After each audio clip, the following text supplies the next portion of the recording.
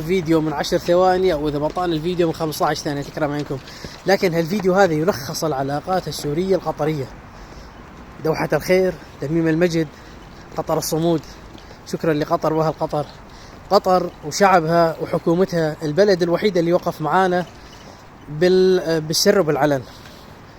قطر هي الوحيدة الدولة التي عندما كانت بقية الدول العربية والغربية يطبعون مع النظام المجرم بشار وحاولوا تطبيعه وعادوا فتح السفارات، كان ولا يزال علم الثورة يرفرف فوق السفارة السورية بقطر، وهي الوحيدة التي كانت تحتضن المعارضة السياسية. ما بدلت مواقفها نهائيا.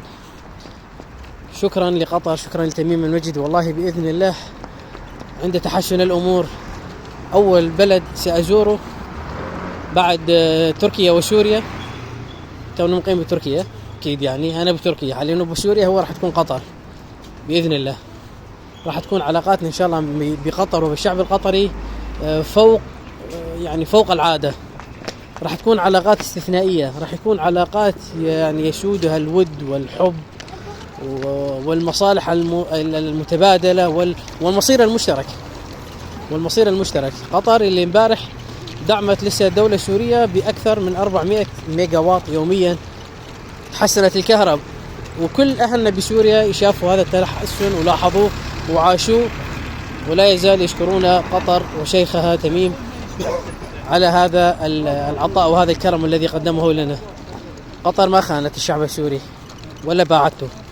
مساعداتها كانت تأتي للسوريين اللي موجودين بتركيا على نظر عيني، ما يصير ينكره، ما يصير يجحد، ويعني قليل الأصل هو اللي ينكر هذا الشيء.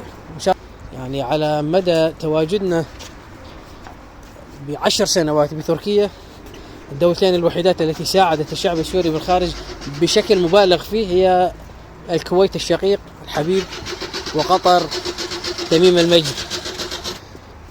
مواقفهم مشرفة، مشكورين، ما قصروا، وإن شاء الله تكون الدول العربية كلها نفس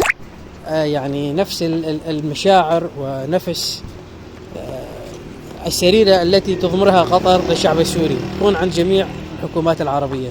علم أنه في كثير من الحكومات العربية طبعت وعادت علاقاتها مع سوريا